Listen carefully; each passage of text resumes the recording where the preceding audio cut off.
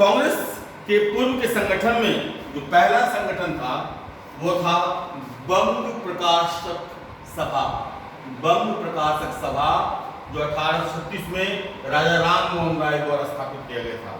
बंग प्रकाशक सभा 1836 में राजा राम मोहन राय।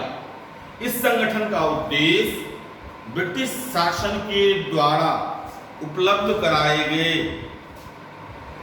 प्रशासनिक फैसलों, उसकी कार्यवाहियों की समीक्षा कर उसकी रिपोर्ट शासक को पहुंचाना, इसमें और क्या सुधार किया जाना चाहिए, ये बंग प्रकाशक सभा एस्टैब्लिश हुई। लेकिन जो पहली राजनीतिक संगठन थी वह लैंड होल्डर सोसाइटी थी। भारत की पहली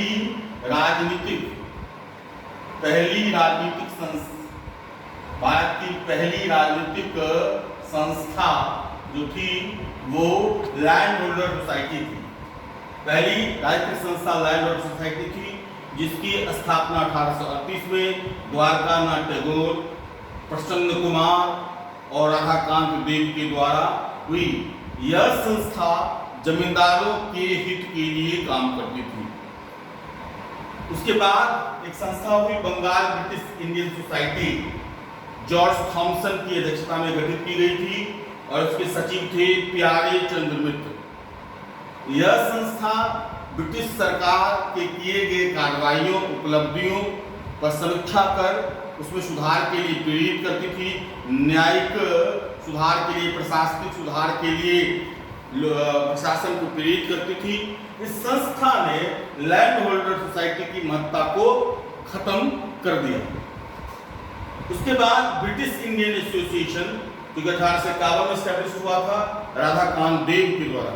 यह जो संस्था थी वह लैंड होल्डर सोसाइटी और बंगाल ब्रिटिश इंडियन एसोसिएशन दोनों के मिलन से बनी थी। ये संस्था दोनों के मिलन से, कौन कौन, लैंड होल्डर सोसाइटी और बंगाल ब्रिटिश इंडिया सोसाइटी, दोनों के सम्मिलन से ब्रिटिश इंडियन एसोसिएशन की स्थापना हुई 1851 में राधाकांत देव के द्वारा।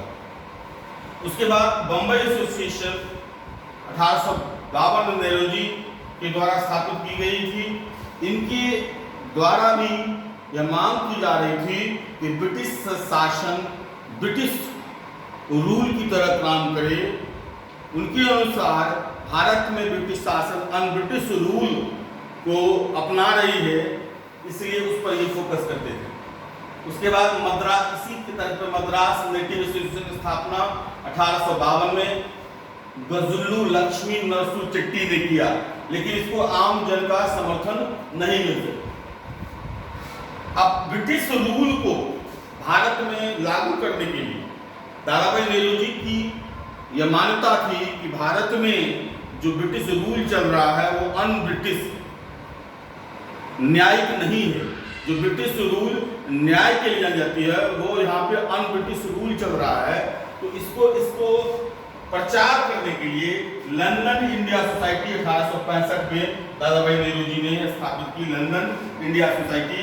और फिर आगे जाकर के इसी से जुड़ा हुआ संस्थान ईस्ट इंडिया एसोसिएशन 1866 में लंदन में स्थापित किया गया। ईस्ट इंडिया एसोसिएशन 1866 लंदन में, जिसमें लंदन में प्रचार अभियान चल रहा होता था कि अनब्रिटिश रूल को खत्म करके ब्रिटिश रूल स्थापित किया गया।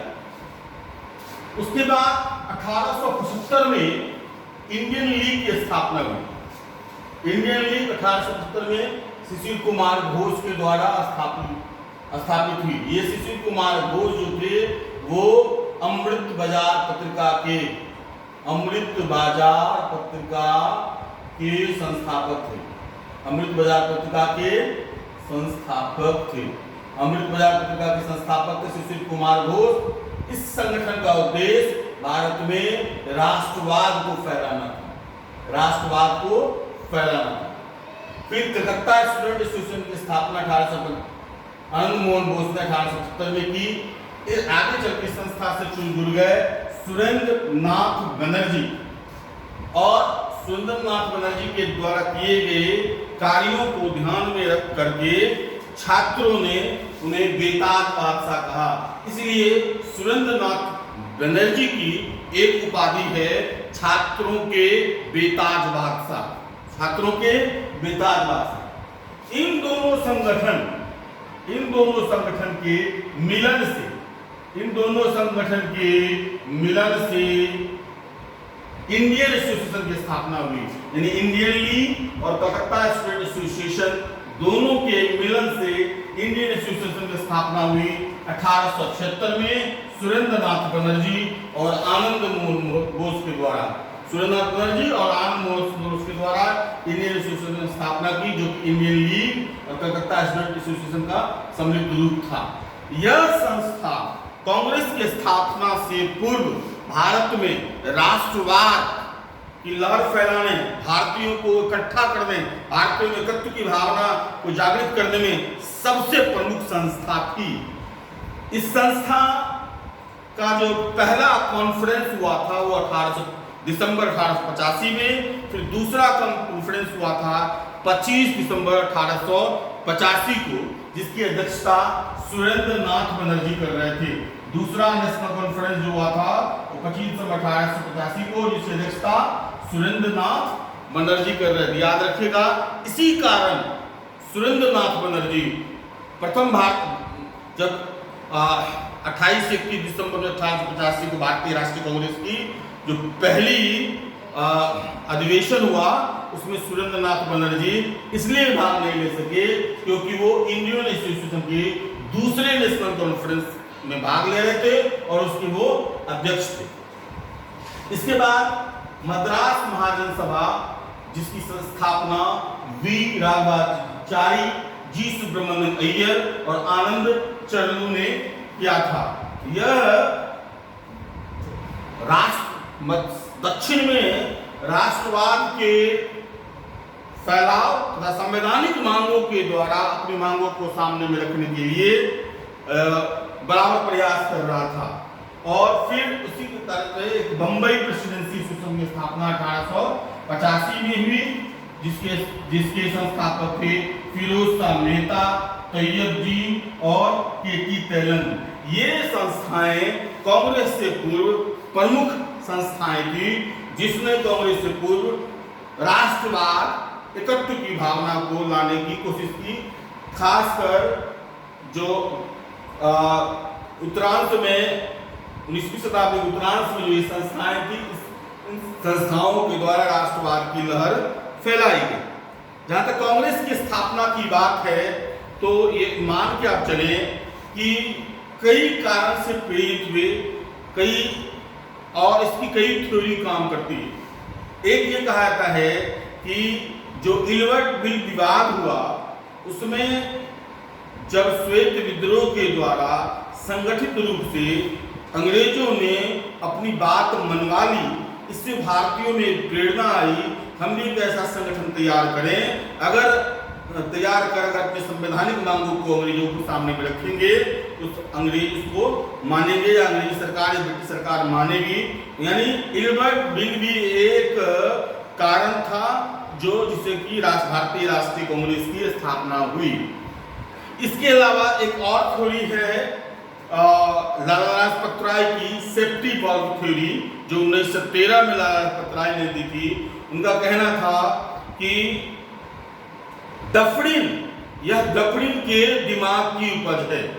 उन्होंने कहा था कि they use us as a safety valve, उन्होंने हमें सुरक्षा कवच के रूप में हमें इस्तेमाल कर लिया। यानी यह कांग्रेस की डफरिन के दिमाग की उपज थी और एयू की सहायता से उसने भारत में हो रहे विद्रोहों को कुंद करने के लिए यह एक ऐसी संस्था की स्थापना करी जहां बुद्धिजीवी लोगों को ब्रिटिश शासन के बारे में एक उदारवादी रुख अपनाने के लिए प्रेरित कर सके, इसलिए संस्था की स्थापना हुई। निश्चितया एयू के द्वारा संस्था की स्थापना हुई और 1885 से 97 तक ये भारतीय राष्ट्रीय कांग्रेस के सचिव भी रहे। ये पक्षी विज्ञानी थे, ICS अधिकारी भी थे और इनके किए गए कार्यों के कारण 1960 में इनको father of Indian national Congress की उपाधि दी गई। इन्हें हर्मिट ऑफ शिमला भी कहा जाता है। निश्चितया सेफ्टी बल्ब की थ्योरी को पूर्णतः नकारा नहीं जा सकता है, लेकिन इस संदर्भ में गोपाल कृष्ण गोखले का कथन ज्यादा व्यवहारिक लगता है कि yes they use us as a safety bulb but we use them as a lightning conductor. हमने उन्हें तरंग चालक के रूप में इस्तेमाल किया। निश्चित उन्होंने हमें सेफ्टी बल्ब के रूप में इस्तेमाल किया, लेकिन हमने उन्हें भी तरंग रोधक के रूप में, लाइटनिंग कंडक्टर के रूप में, तरंग चालक के रूप में उनका इस्तेमाल किया। ये थ्योरी कांग्रेस की स्थापना से जुड़े हुए होते हैं। यह सम्मेलन पुणे में होने वाला था, लेकिन प्लेग आ जाने के कारण बम्बई के गोकुलबाई तेजपाल स्कूल में यह हुआ 28 दिसंबर 1885 को, और WC बनर्जी इसके पहले अध्यक्ष बने, और मैंने जैसे बताया इसके पहले महासचिव थे, और 1897 तक ये महासचिव बने। इस संस्था के फैक्चुअल पॉइंट्स हम बताएंगे धीरे धीरे। इस कांग्रेस की स्थापना, उद्देश्य, उपलब्धियां, लक्ष्यों, इसकी संपूर्ण जानकारी पट्टाभी सीतारामैया ने दी। कांग्रेस का इतिहास जो है पट्टाभी सीतारामैया ने लिखा है, और उन्होंने स्पष्ट व्याख्या की कि कांग्रेस की उदारवादियों के योगदान को कहा कि कांग्रेस की नींव उदारवादियों ने रखी, जिसका खाका यानी कांग्रेस रूपी मंदिर की नींव उदारवादियों ने रखी, उसका खाका तैयार किया उग्रवादियों ने, और उसे भव्य मंदिर का रूप महात्मा गांधी ने दिया। एक बहुत अच्छा विश्लेषण है जो मैं इसमें आपको बताएंगे। उसके बाद 1885 में जो अधिवेशन हुआ था उसमें 72 लोगों ने भाग लिया था, और उस संसद को उस अधिवेशन को भावी संसद का रूप दिया गया। उसके बाद 1886 के कलकत्ता अधिवेशन की अध्यक्षता दादा भाई नेहरू जी कर रहे थे, जिसे जो grand old man of India कहा था। मैंने कहा कि न सिर्फ भारत बल्कि ब्रिटेन में जाकर के भारतीयों के हित के लिए उन्होंने काफी काम किया था। उनके योगदान के कारण उनको कांग्रेस का अध्यक्ष बनाया गया, जिससे भारतीय राष्ट्रीय कांग्रेस का दायरा बढ़े, फैलाव बढ़े। और उसके बाद फिर मद्रास अधिवेशन की अध्यक्षता बदरुद्दीन तैयब जी ने की। ये प्रथम भारतीय मुसलमान थे। 1888 में इसके अध्यक्ष जॉर्ज विलेव ने इलाहाबाद में।